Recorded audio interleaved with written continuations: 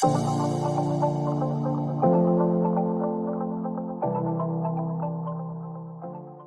everyone. I'll do a bit more of an intro to myself in a minute for those of you who don't know me, but my name is Claire and I've been coming to this church for the last 25 years, I think, since I moved to Maroubra. I will do what I used to love Neil Wykes doing, which is, yes, let me set this timer and then ignore it. So I just would really love to do that. And then what I'll do throughout is look down at it, but don't worry, I'm just going to press on anyway. But I feel like it's just a little homage to him that I'll be doing that. So this is kind of the verse that I'm speaking about today, but really I'm speaking about my experiences. So it's 2 Corinthians 3, 2-3, as Vicar read for us. And if you've been thinking, gee, when I went to church there weren't so many hot women, that's right, there weren't. But everyone who's spoken so far today is in our home group, so...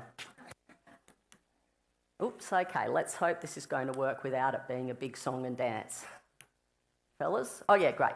So, another little, kind of clue I picked up from listening to many sermons is to help pad it out, you read the Bible verse again, even though it was just read.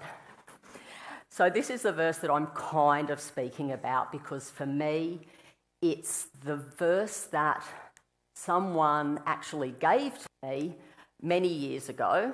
What do I need to do here? Oh, here we go. No, it's not. Someone gave me this, and when I was cleaning out my stuff in the summer, I refound it. And you can see the only letter I need is you yourselves. They can see that you are a letter from Christ, written by us. Not one written on stone, but on human hearts. And this was given to me. I actually don't know who it was. I thought it was my Auntie Sue. She says it's not her. Who knows? But I really feel like that is what I intend to do when I travel, and it's how I would like to be. I am not a preacher. That's going to become pretty apparent pretty soon. But I would like to be considered that I'm a letter from Christ, and that letter that he has, sorry, I'm not sure if that's it, that letter, that message that he has, yes, it is in the Bible, of course it is, and that is absolutely an amazing place to go to look for that message, but not everybody does that. Not everybody has a Bible, not everybody wants to read it, but everybody does have connection with believers. They may not know it, but they do.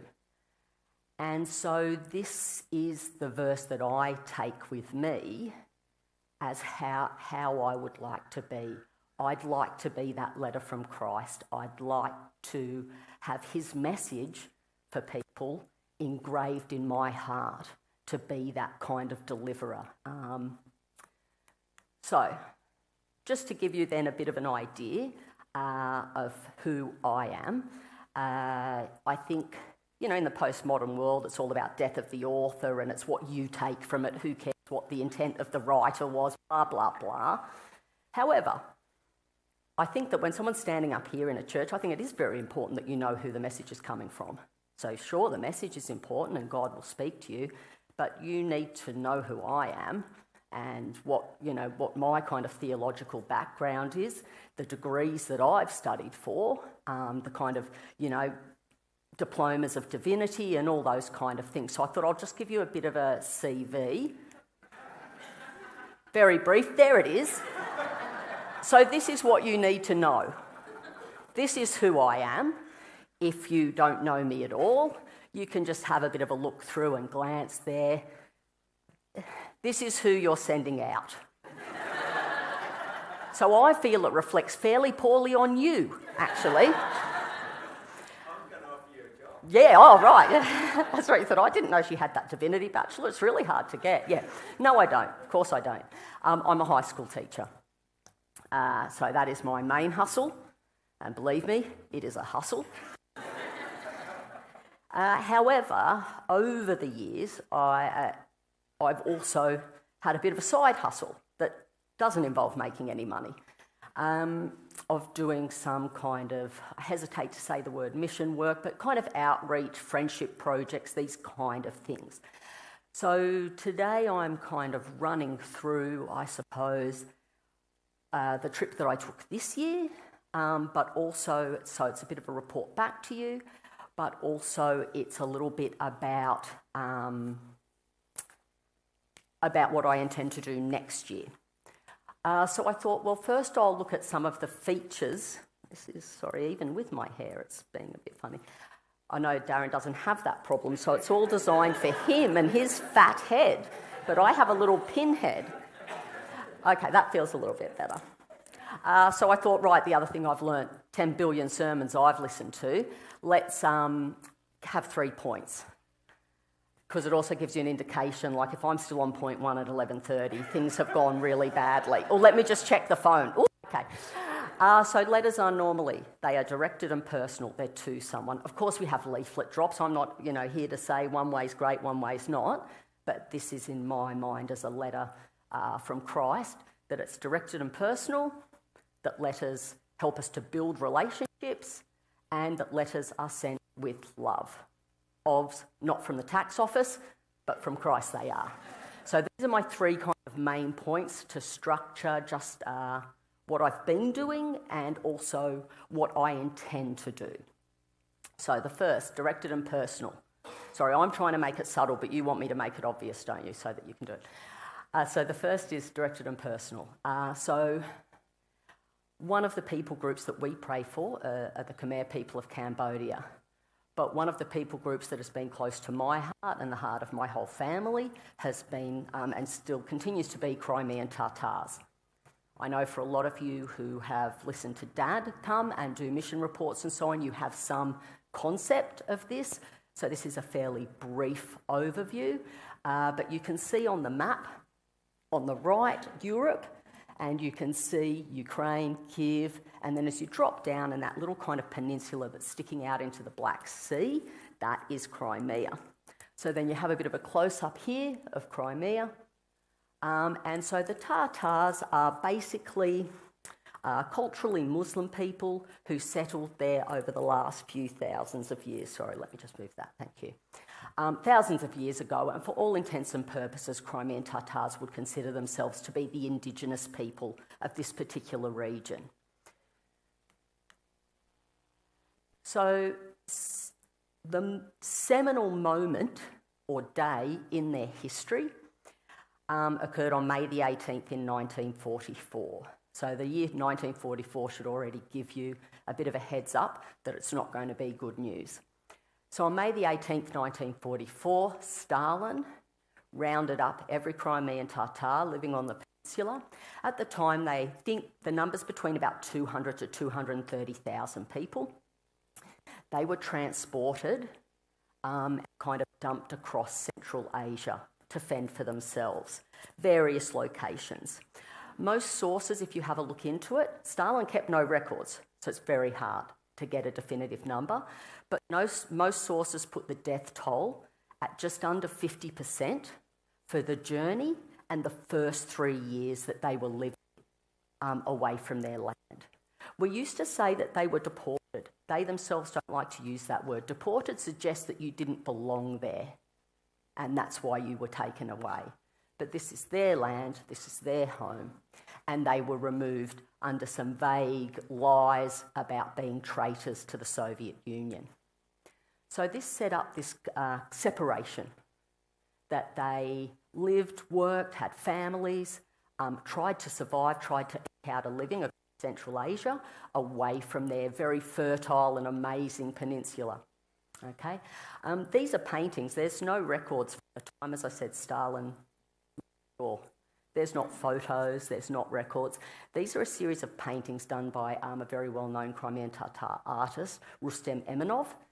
So you can see on your left, that one's called Nostalgia, and that's how he imagined. He wasn't born in Crimea, he was born afterwards. That's how he imagined the pictures of his family from his family home. You can then see Death Train. The top right corner is called Genocide, and the bottom right corner is called On an Alien Land or On Foreign Land. So that's it's interesting, but what's it got to do with me? or anyone that I know. So, my parents, Ruth and Richard Ansoul, who a lot of you know, started going to Ukraine in the early 2000s and then went to Crimea for the first time in 2005. My sister Yvonne went with them, I think 2008, 2009, and I went with them in 2010, 2011 and 2012. So I've just put up a couple of photos to show you there we are in Crimea. There's a couple of people to kind of keep a bit of an eye on. So on the top left there, you'll see in the white t-shirt Olga, who I will talk about more.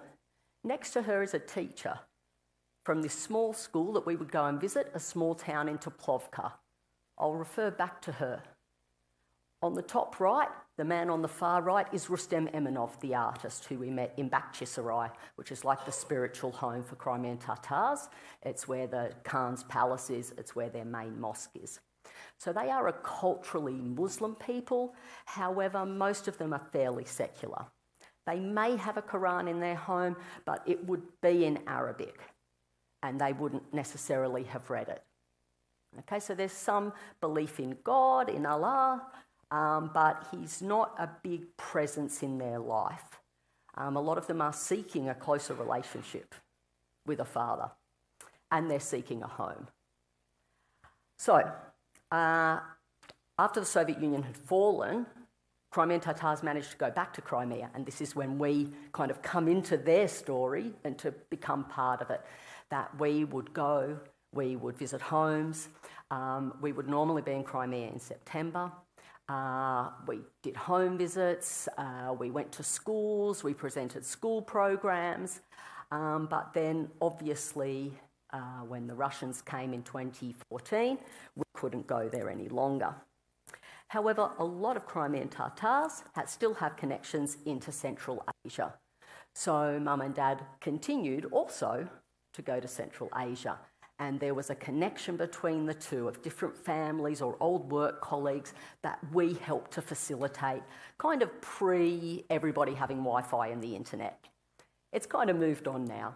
However, we're still honoured guests who helped facilitate that in many people's lives. So they still view my parents, me to a lesser extent, they're the real celebrities, as parts of their family, as people who bring them love and joy and connection. So that's us in Crimea.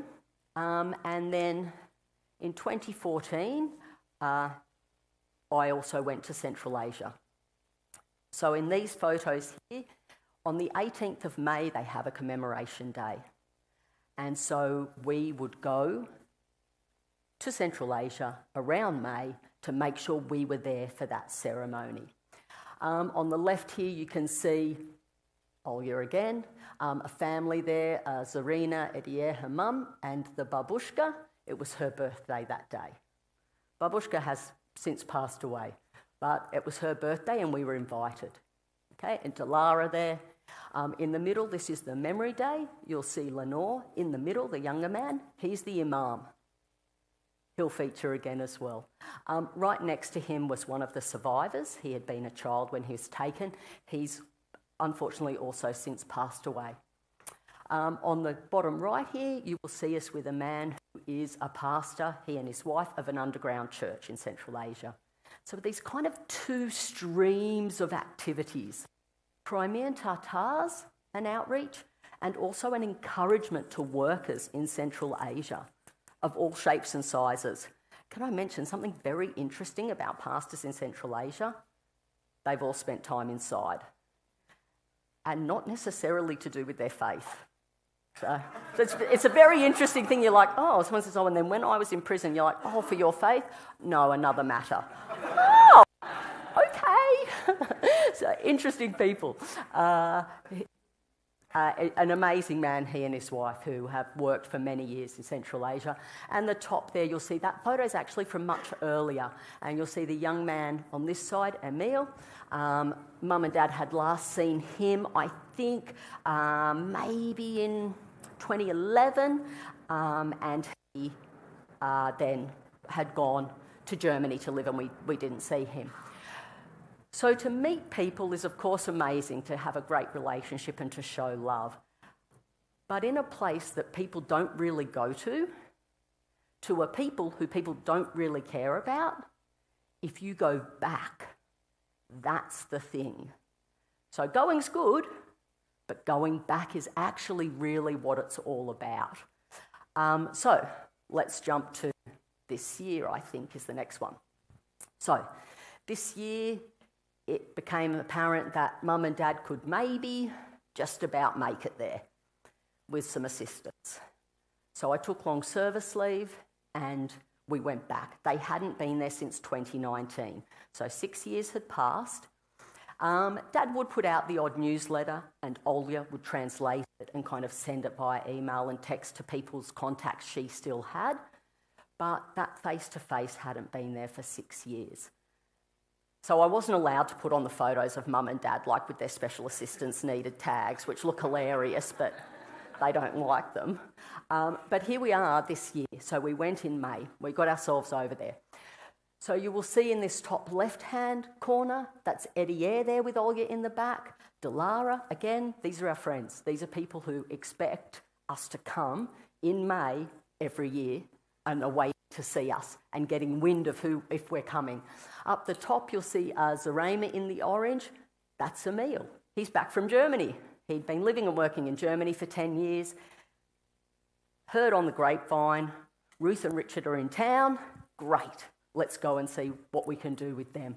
On the right, again, we're welcomed into someone's home.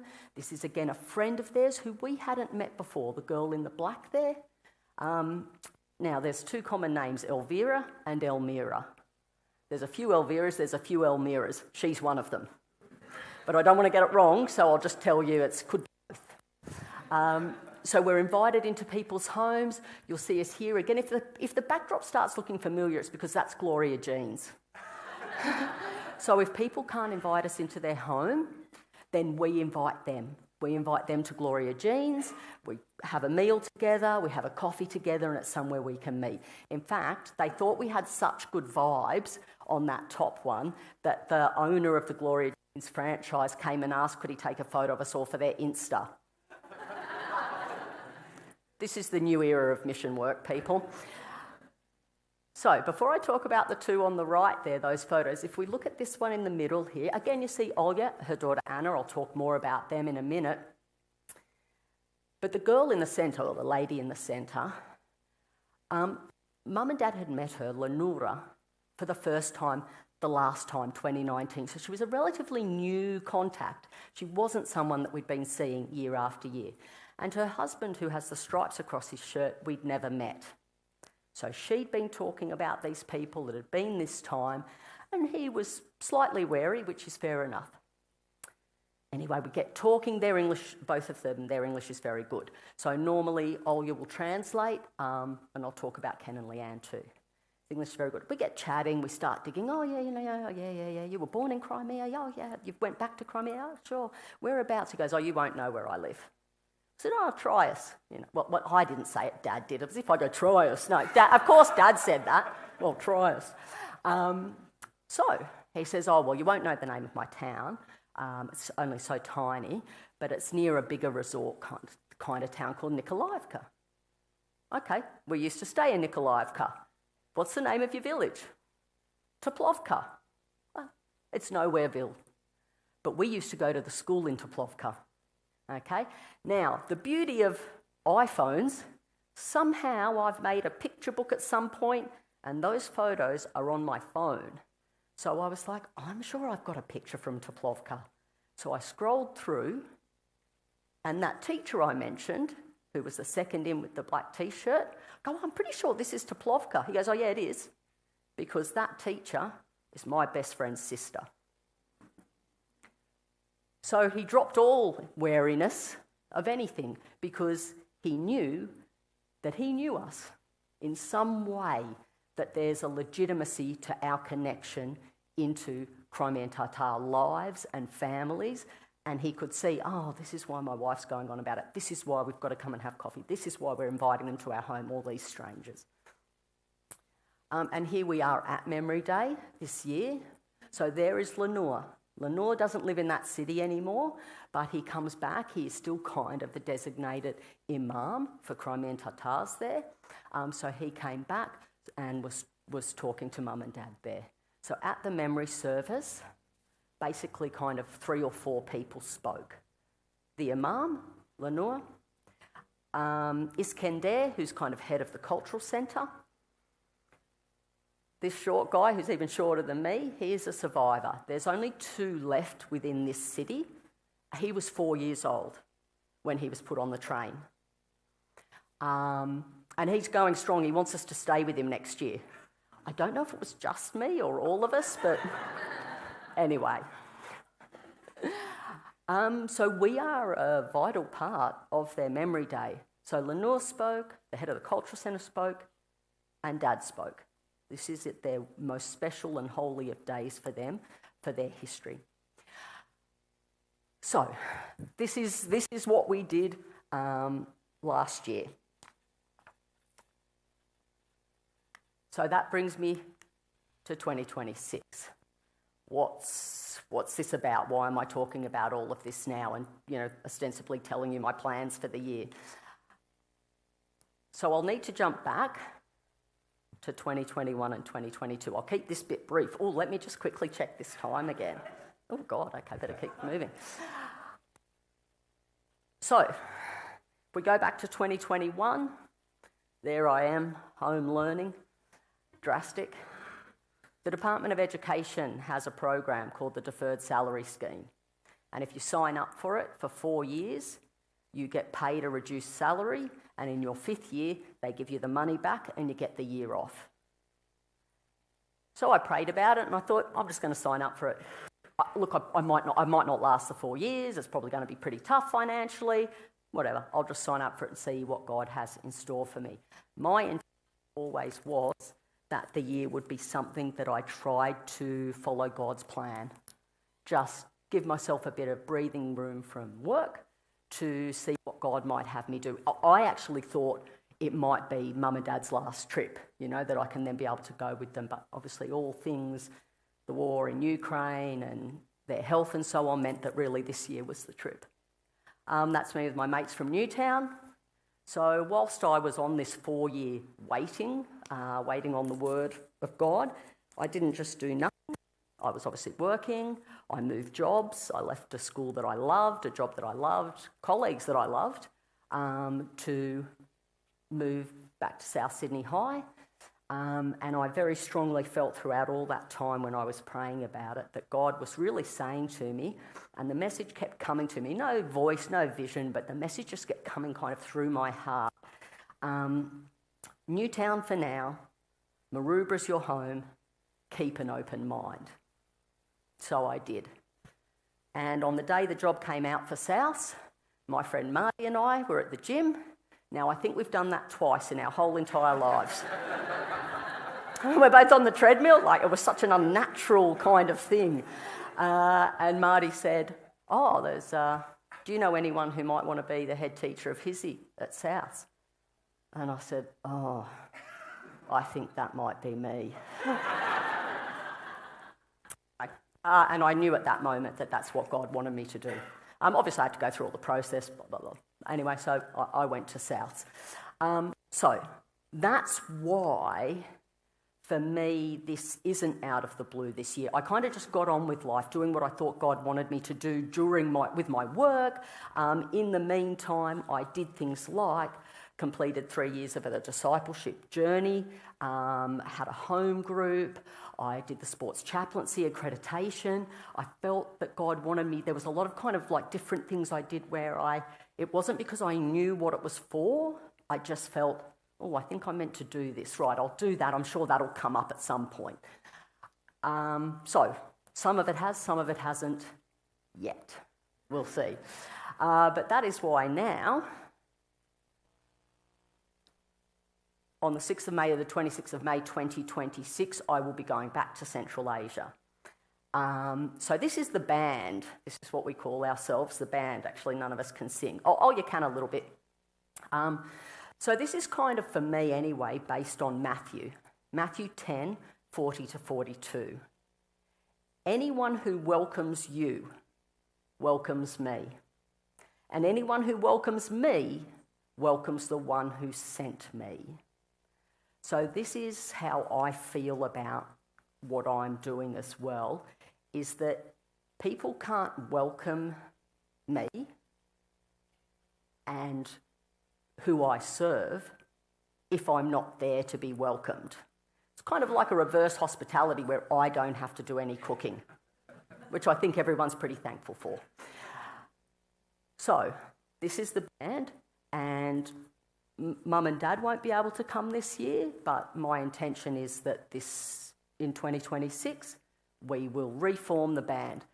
The photo here is from 2011 that I'm in, but actually Ken and Leanne, they've lived in Crimea for 10 years. When the Russians came, they were told to leave at gunpoint.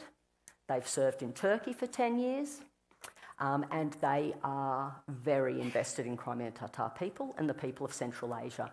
They're at the moment having a bit of a sabbatical break themselves, but our plan, God willing, is that they will come and be there for this period of time to be with us. They both speak Russian fluently and, of course, have been introduced to everybody we know this year.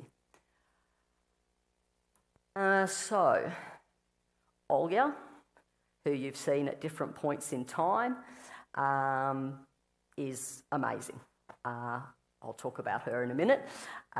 So we all have deep connections with Crimean Tatar people. The plan is that we will put the word out and then people start connecting with us and contacting Olga. So we'll have home visits with old friends. There'll be other people who pop up who were from 15 years ago. We take people out for dinner. We have coffees. A good Russian word to know is malinky podarik. Means this is a small gift. So a small gift to people who invite us into their homes, and we make friends. So everywhere we go, anywhere we go, we try to emanate that love. Uber drivers, baristas, the girl from Gloria Jeans is my best friend, hotel workers. Because whilst there's a lot of tourism in some parts of Central Asia, people go on organised tours and they hit those parts. We're not on an organised tour and we're not in a tourist place. We're in the main city. No one stays there. No one goes there. So to have people who are there and their whole sole purpose is to be friendly and make friends means we do kind of become minor celebrities along the way. And we go back, and that's really the key. So Ken and Leanne, inshallah, God willing, they will be with us. And also Olga. She is a key component and perhaps maybe the key of all, and she is my hero. That is her swimming in the moat of a castle because I dropped my favourite sunnies in there. I was quite prepared to let them go. No, in she went, rescued them for me. Here she is on the right. She's in the kind of lighter blue here at the back. She teaches Crimean Tatar on a Friday in the mosque in Kiev in Ukraine to Crimean Tatar children. Most of their parents don't have the language skills. It's kind of got lost. As you know, you go into that third, fourth, fifth generation and it's kind of got a little bit lost. So there's a real move to bring back Crimean Tatar. She is a fantastic linguist, speaks Russian fluently, Ukrainian. She did her degree. And so she is the one teaching their children Crimean Tatar. That is a 2-hour horrific English lesson I had to do with Hannah. Okay, she's quite a stubborn student. So that is her daughter, who's 8 or 9 years old. Her husband, Sasha, he's in the army, in the Ukrainian army, and has been since the war started. He volunteered. So ostensibly she is a single mum, living in Kiev, which is constantly under attack. The last main attack, she said, look, the good thing was that Hannah had actually been a bit sick, and so she had a bit of her fever, and the fever had just broken, so she was so exhausted, she slept through it all. So that was actually a real blessing. But they come from that war zone to come and be with us and be part of the team and connect with these people and people group who we all feel it's just such a deep spiritual connection with. So, what is your role in this? Like, why am I telling you all this? Okay, so here's a couple of things that you can do, because I think John Donne said it best when he said, "No man is an island." We don't exist just on our own. We are part of something, and as believers, even more so, we're part of something. So here's a few things that you could do which would be of great assistance to me. Prayer is the most important, always, always, always. To pray for the opening of hearts, that people are still open to receive us. To pray for the Canadians, for Ken and Leanne. What's their calling going to be? They've just signed up with a new organisation and are really exploring that. Ken is currently in Ukraine. So he's just gone into Ukraine to go and visit some of their workers there to encourage them. We're hoping, it was on our group WhatsApp, that he'll be having breakfast with Olya. We hope, I think they said the 29th of October, 5:30am he rolls into Kiev. So he's currently in that war zone. You could follow the Canadians newsletter. I have somewhere on that table near the offering. I've just done a bit of a printout with some of the details. If you wanted to continue their journey, certainly prayer for Olya and Anna and their availability to join us, so safety in Kiev, but also their availability. This is a 3-week month out of their lives, but it's a necessity.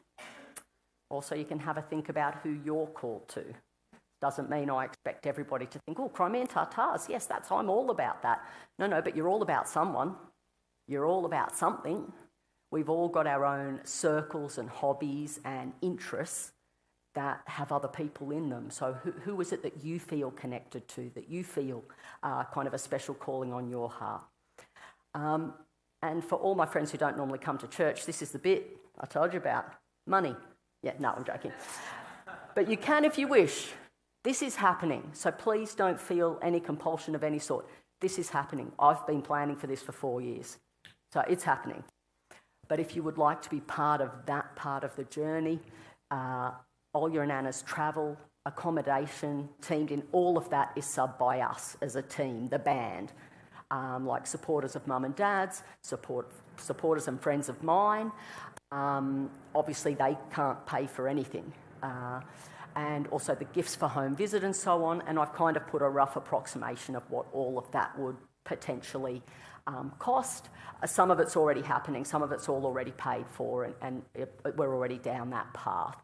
But there are details on that piece of paper if you want to make a confidential donation. And of course, I pledge to the church as well to do reports when I come back as well. But it's happening, so please don't feel like, oh God, she won't go if I can't do this. No. I'm going. The flights are booked. They're paid for. It just might be me on my own. Anyway, I'm going to... Now I need one of those hankies Dad has to mop my brow. Okay, so that's... And can I just say, the first point was the longest point. So we're about to move to point 2 and it really speeds up. Oh my goodness. Right, the second point. Now we can't read this. What a shame. It's so light.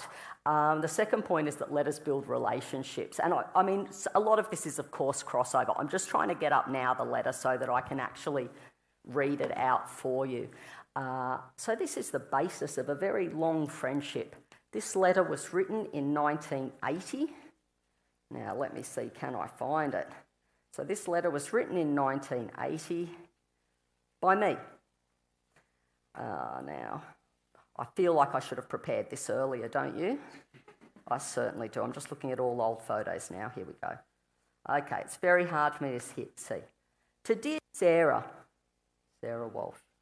To dear Sarah, I like you when you are funny. I hope you're feeling well. It's fun when we come to your house to play with you and Debbie. Note no mention of the younger brother, Darren. And thank you for the whole family gave me. It's fun to play with you, even though you are a little bit stupid. Sometimes. I like you a lot because you are funny. From your friend, Claire Ansoul. Anyway, the start of a beautiful friendship.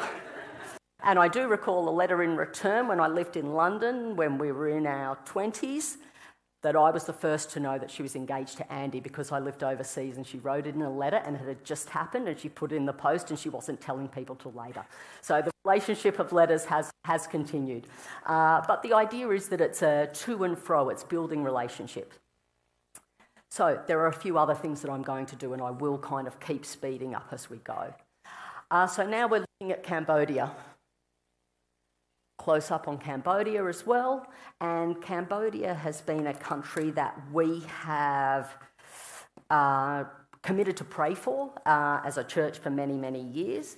We have missionaries there that we support every single year with finances, and it's a place that I've also visited in the past. Oh, you're waiting, yeah, okay. So you can see on the left I still have that bolero top. So in 2012, when Julie and Jeff first started OzCam, I visited Phnom Penh a few months after they'd started the charity, OzCam Freedom Project. And here we have Ruras and Rexmay. I think they've spoken at church, but if they haven't, we certainly support them as missionaries. They're missionaries, they live just outside Siem Reap. So the plan is, next slide. The plan is I will be in Cambodia in January. Part of the reason for going is to do this. Julie and I are discussing at the moment how my visit to OzCam, to the Shine Centre, will go. The plan is that one of my classes at South Sydney High, we're going to make a video, which is all about our lives as teenagers, so that the girls who are teenagers there can kind of see that and start to create that connection between young people. I've already teed up lunch with Ruras and Rexmay on Saturday the 24th of Jan. They're coming to my hotel in Siem Reap so that I can have lunch with them and just be an encouragement to them. They're doing a lot of work, particularly after the border skirmishes. They were going up to the border with supplies and so on. So they have their latest newsletter as well. So one of the things that you could do, if you would like to write a letter to Ruras and Rexmay that I could deliver to them by hand on that date, I would be very happy to do that. Not presents, not carrying anything, but certainly a letter of encouragement for our fellow workers, I think could be fantastic, and I know that they're in need of encouragement. Oh, we've already skipped to that one, no worries. Okay, also, as a church, we financially support Suzanne. She's in another Central Asian country, and she is a director of a language centre there. So she also came here and spoke to you all and actually stayed in my apartment. I haven't met her yet, but I'm going to go stay with her for a week. What could possibly go wrong here, everybody? So I've reached out to Suzanne and I'm going to visit her. I'm going to go and visit the language school. Again, good old South Sydney High, we're making a video to help them learn English in my international studies class. Did you pick international, you two? Nice one. Oh, Mia, come on, mate. Okay, good one. Dems, that's next year, though. So my Year 10 international class, yeah, we're going to, that's our project, so it helps me with lesson planning. And also I'll be sending, again, some gifts for people there, maybe prizes for students. You just don't know what's going to come up and you need to be prepared. So with that in mind, what slide is that one? I'm not sure. Could you just put up the next slide for me, love, just so I can see what it is? Oh, yeah, beautiful. This is what I'm doing. So you'll see that battered box. That's the box that has already arrived in Central Asia, that I've already sent to Olga's friend, who does amazing work there. So I've already sent some stuff on. So that's all already happening. Buying the gifts, sending them so that they're in place for when we arrive. As I said, for the home visits or for school visits and so on. So that's already in the process. So, the Bible verses that support this. 1 Thessalonians 5:11. Therefore, encourage one another and build one another up, just as you are doing. This is my intention. Romans 1:11-12. I long to see you so that I may impart to you some spiritual gift to make you strong.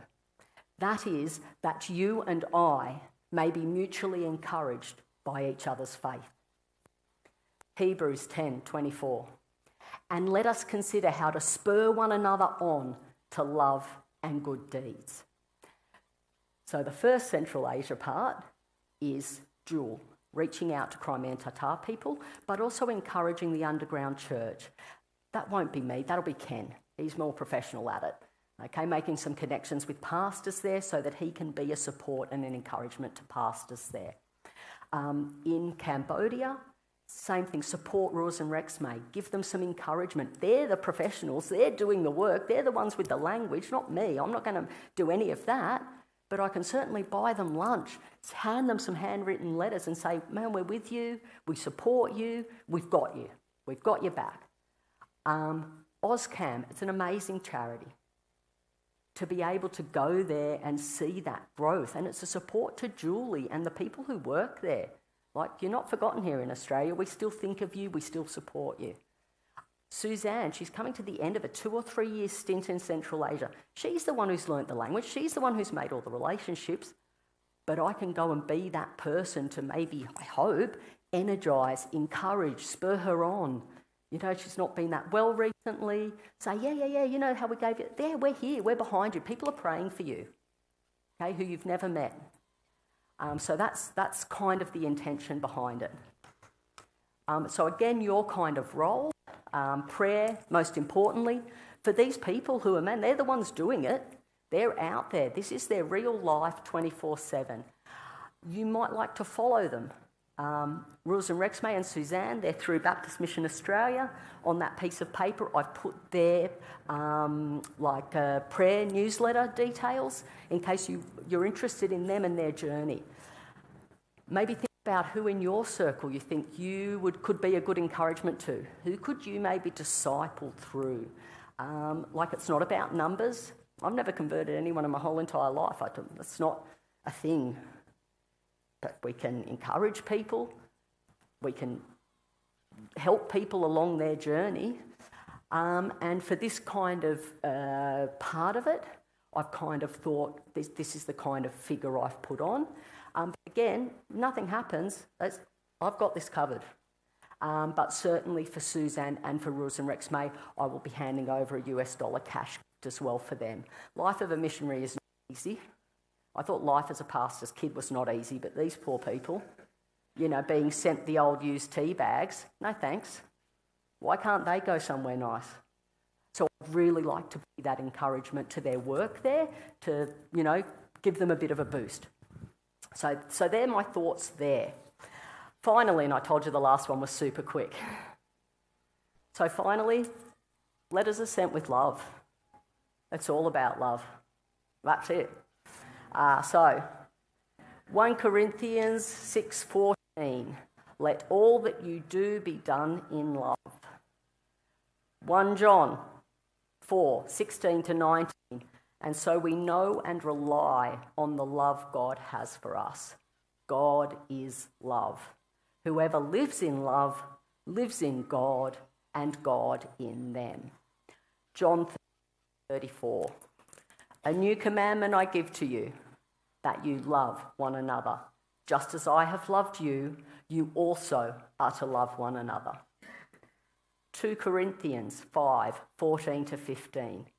For Christ's love compels us, because we are convinced that one died for all, and therefore all died. And he died for all, that those who live should no longer live for themselves, but for him who died for them and was raised again. So, why am I going? 2 Corinthians 5:14 to 15, for Christ's love compels us. It is the meaning, it is the purpose, it is the driving force of all of it, of anything that I'm going to do. And not just next year. It's not like, well, I don't think I'll do anything about Christ's love this year because I'm going to do a lot about it next year, so I kind of got to keep it in reserve. Not that. But this is the reason the majority of people in this room do anything. Because the love of Christ compels us to. So that's why I'm going. And how I want to be going is 2 Corinthians 3:2 to 3. You are a letter from Christ, the result of our ministry, written not with ink, with the Spirit of the living God, not on tablets of stone, but on tablets of human hearts. Ooh. I've come to the end. So, thank you so much for listening to everything that I've said. I wanted to share with you. I didn't want people just next year to think, oh, I wonder where Claire's gone. She seems to not be around. This is a very intentional plan that I was going to say I have had, that God has had me on for the last few years. So it has all been slowly but surely building, and even with changing jobs and everything that I've been doing, building towards what I think he wants me to do with some of my time next year. So I really, ask that you pray for me. Even during this term, I have moved out of my apartment. Thank you to my friend Sue, who I'm currently living with for a few months. Thank you to my friend Helen for storing all my stuff. Like I said, no man is an island. All these things take a bit of a team and a village to build, and I'm very grateful for the support of my friends and my family, but also for your support in prayer as we embark on this adventure and this outreach. That's my passion, but what's your passion? What's your outreach? Who are your people? Who's your circle? Where's your influence where you can see that you can be that letter from Christ with his message for the world here in your heart that you're going to deliver? Thank you very much.